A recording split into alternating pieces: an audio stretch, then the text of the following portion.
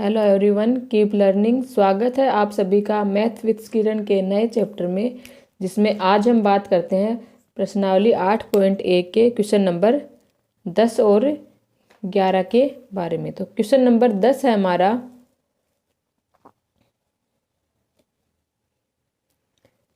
त्रिभुज P Q R में जिसका कोण क्यू समकोण है P are plus Q R बराबर 25 सेंटीमीटर और पी क्यू बराबर 5 सेंटीमीटर है। साइन पी, कोस पी और टेन पी का मान ज्ञात कीजिए। तो इस क्वेश्चन के लिए डायग्राम बना लेते हैं हम। समकोण त्रिभुज दे रखा है पी क्यू आर।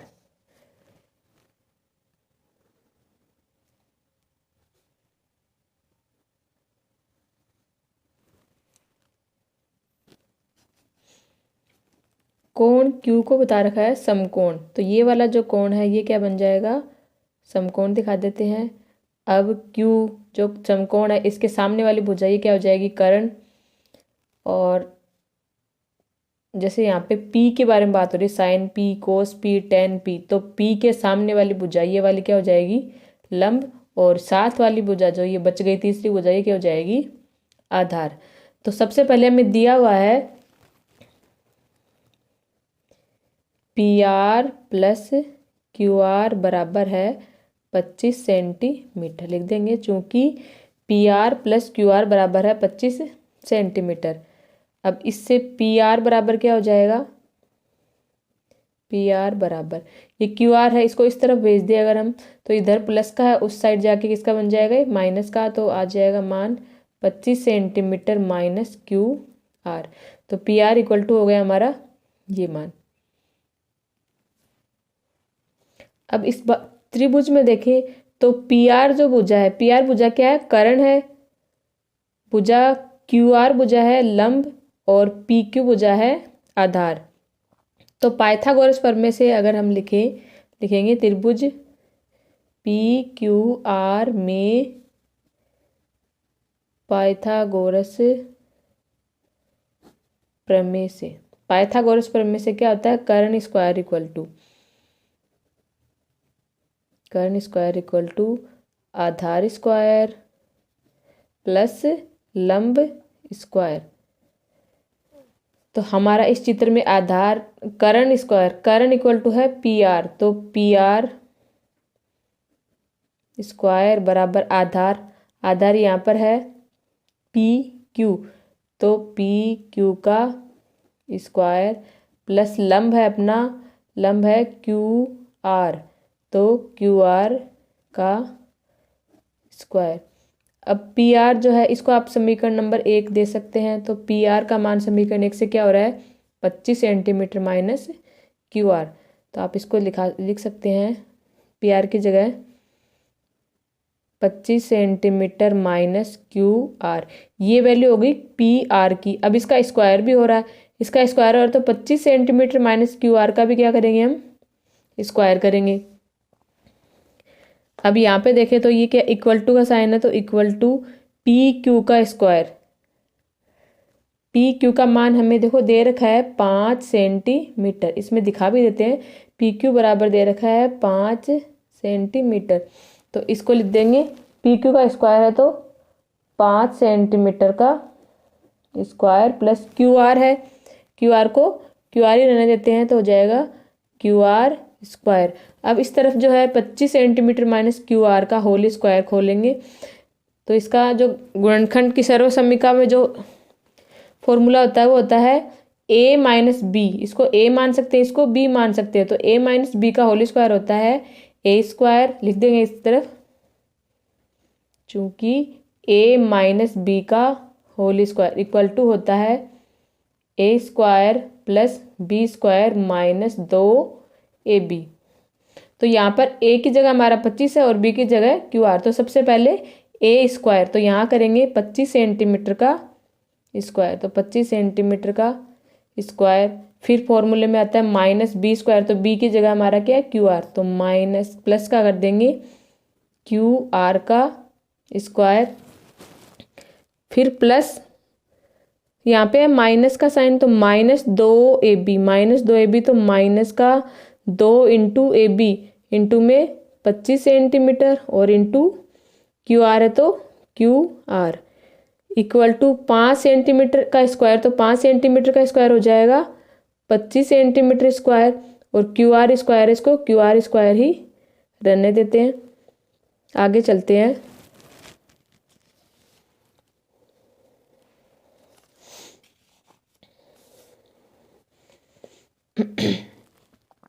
पच्चीस सेंटीमीटर का स्क्वायर, 25 का स्क्वायर करेंगे मान आएगा 625 centimetre square plus Q R square ऐसा कैसा माइनस 25 को 2 से मल्टीप्लाई किया 50 और क्यू आर आएगा साथ में 50 centimetre into Q R equal to 25 centimetre square, 25 centimetre square plus Q R square है तो क्यू आर स्क्वायर,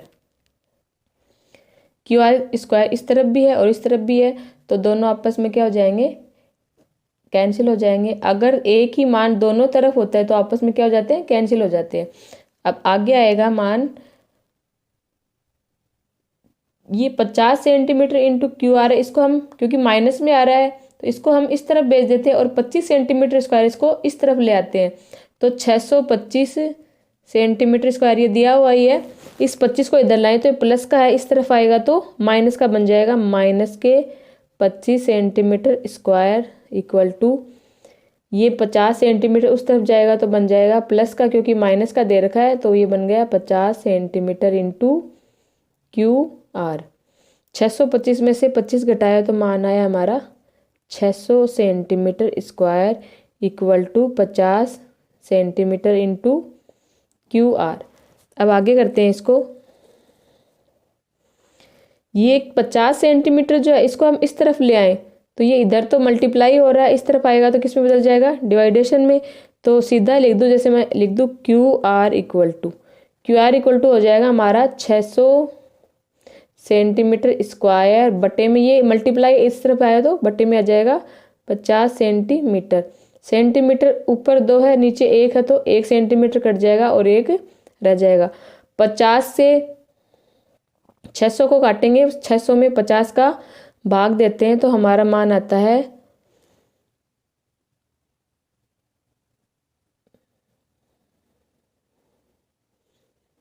12।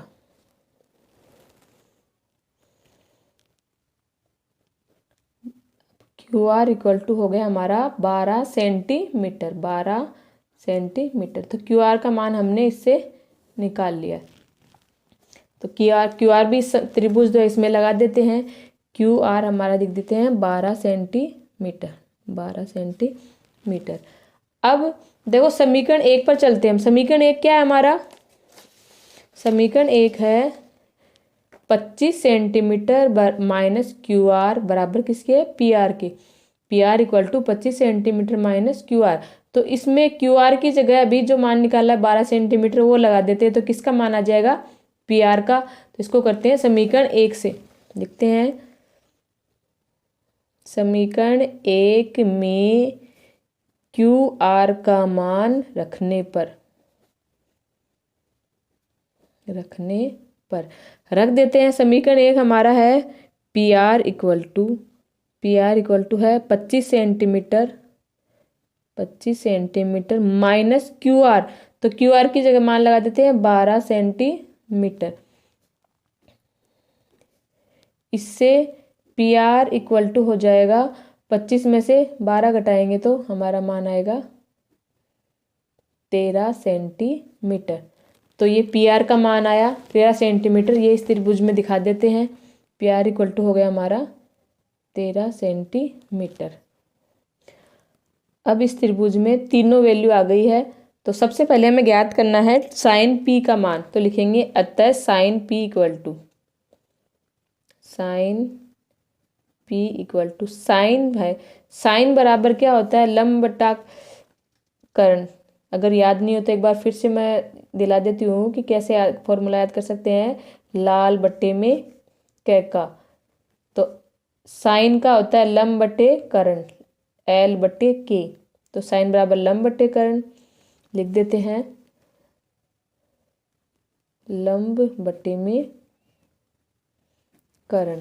और इस जो डायग्राम हमारा समकोण त्रिभुज का, इसमें लंब तो है साइन पी के लिए, कोण पी के लिए लंब हो गया 12 सेंटीमीटर और कर्ण है 13 सेंटीमीटर। तो इसको लिख देते हैं, इक्वल टू हो जाएगा लंब बटे कर्ण तो 12 सेंटीमीटर बटे में 13 सेंटीमीटर। सेंटीमीटर से सेंटीमीटर आपस में कट जाएंगे तो वैल्यू आ जाएगी 12 बटे 13।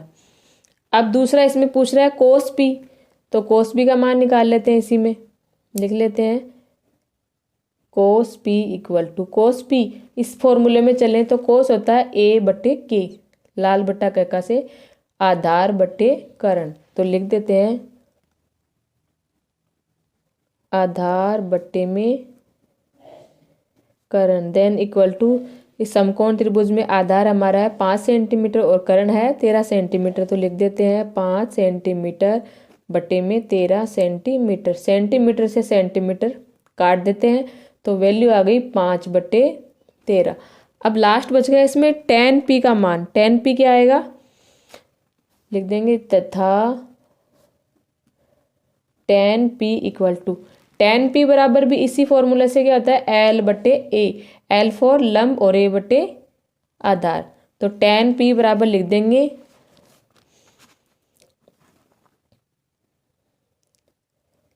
लंब बटे में आधार। अब लंब इस समकोण त्रिभुज में लंब है कौन सा 12 सेंटीमीटर, तो 12 सेंटीमीटर बटे में आधार, आधार का मान है 5 सेंटीमीटर। तो 5 सेंटीमीटर, इसमें भी वही सेंटीमीटर से सेंटीमीटर कैंसिल हो जाता है तो वैल्यू आएगी 12 बटे 5। तो इस क्वेश्चन में साइन पी, कोस पी और टेन पी तीनों के मान हमने निकाल लिए। तो ये हो गए इन तीनों के मान निकाल के इस क्वेश्चन का आंसर। अब क्वेश्चन नंबर 10 पे हो गया अपना। अब चलते हैं क्वेश्चन नंबर 11 पर। क्वेश्चन 11 है, बताइए कि निम्नलिखित कथन सत्य है या असत्य है, कारण सहित अपने उत्तर की पुष्टि कीजिए। तो हमें बताना है कथन जो सत्य है वो असत्य। तो इसमें पहला है कथन है tan a का मान सदैव 1 से कम होता है। कह रहा है कि tan a का मान सदैव 1 से कम होता है।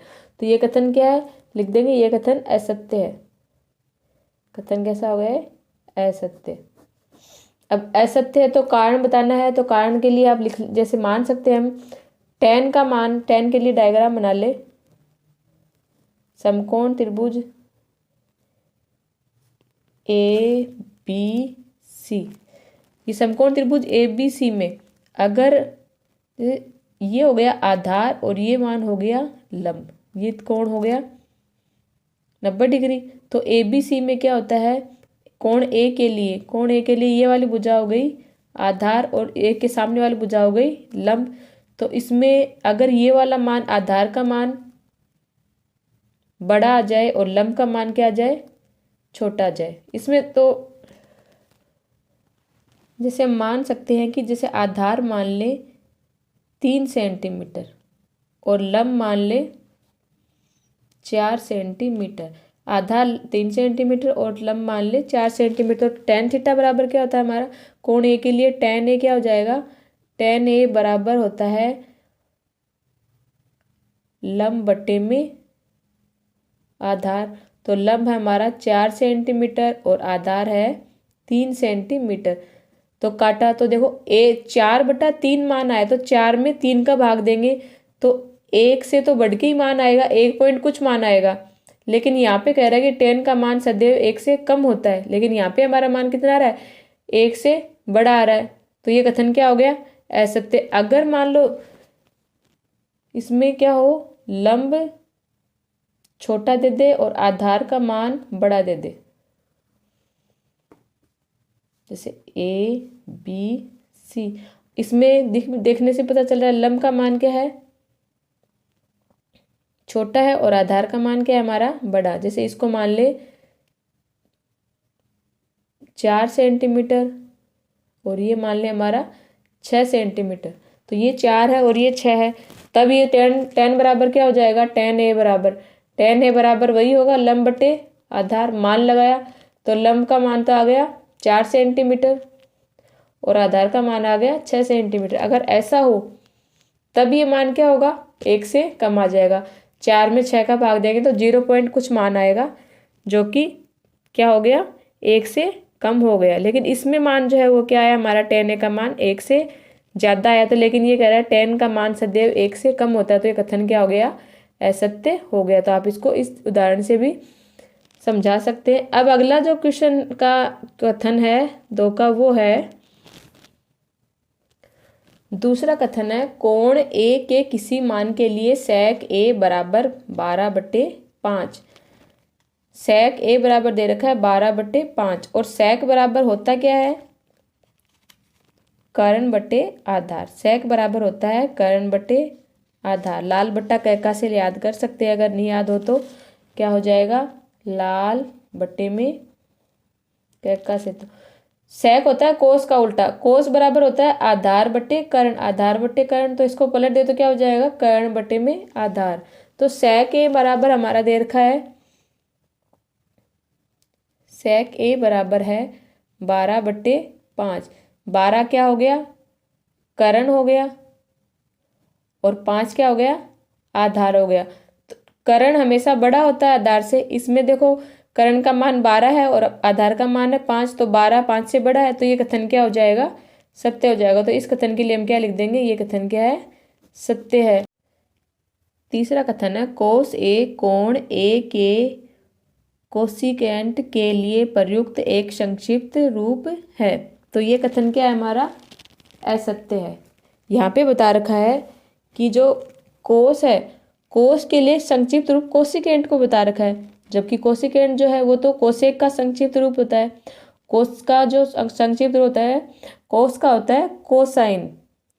तो यहाँ पे ये कथन क्या हो गया, असत्य हो गया।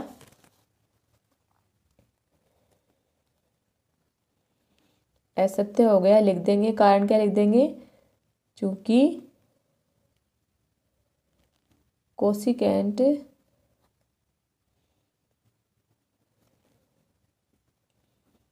कोसेक का संक्षिप्त रूप होता है कोस, जैसे कोस ए लिख रखे हैं में कोस का संक्षिप्त रूप कोसाइन होता है, कोसाइन होता है। तो ये कथन क्या हो गया हमारा, असत्य हो गया। अब चौथा जो कथन है वो है, चौथा कथन है, कोण ए कोट और ए का गुणनफल है। यहाँ पे कोट ए को बता रखा है, कोट और ए का गुणनफल। तो ये कथन भी क्या है, असत्य है। ये कथन भी क्या हो गया, असत्य। इसका कारण क्या है, क्योंकि आप लिख सकते हो कोट ए जो है वो क्या है, कोटेंजेंट का कोण ए के लिए संक्षिप्त रूप है। आप लिख सकते हैं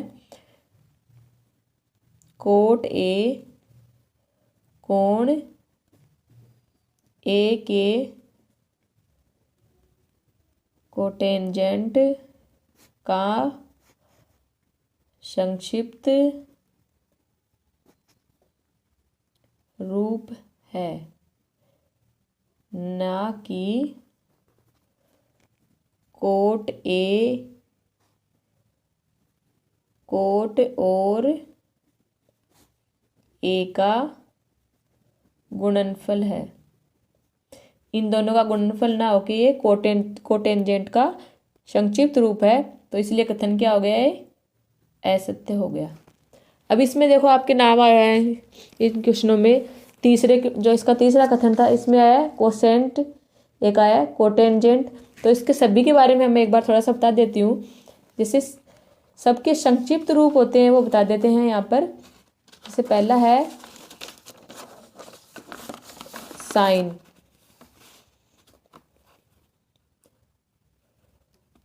साइन जो है साइन का संक्षिप्त रूप होता है SINE, साइन।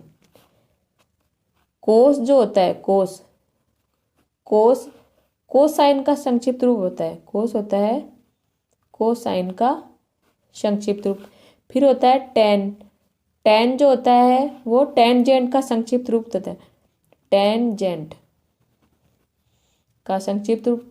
बच गया कौन, अब हमारा आता है कोट, कोट जो है वो कोटेंजेंट का संक्षिप्त रूप होता है, कोटेंजेंट।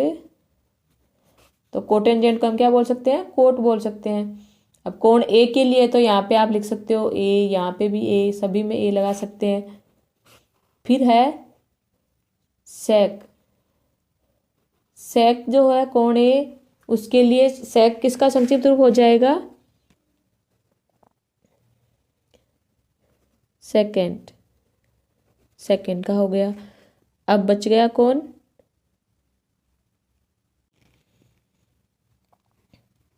कोसेक जो होता है, कोसेक के लिए संक्षिप्त रूप होता है कोसिकेंट, कोसिकेंट। तो ये सबके संक्षिप्त रूप हमने एक साथ में इसमें दिखा दिए, जिससे किसी का भी आ जाए तो कन्फ्यूजन ना हो।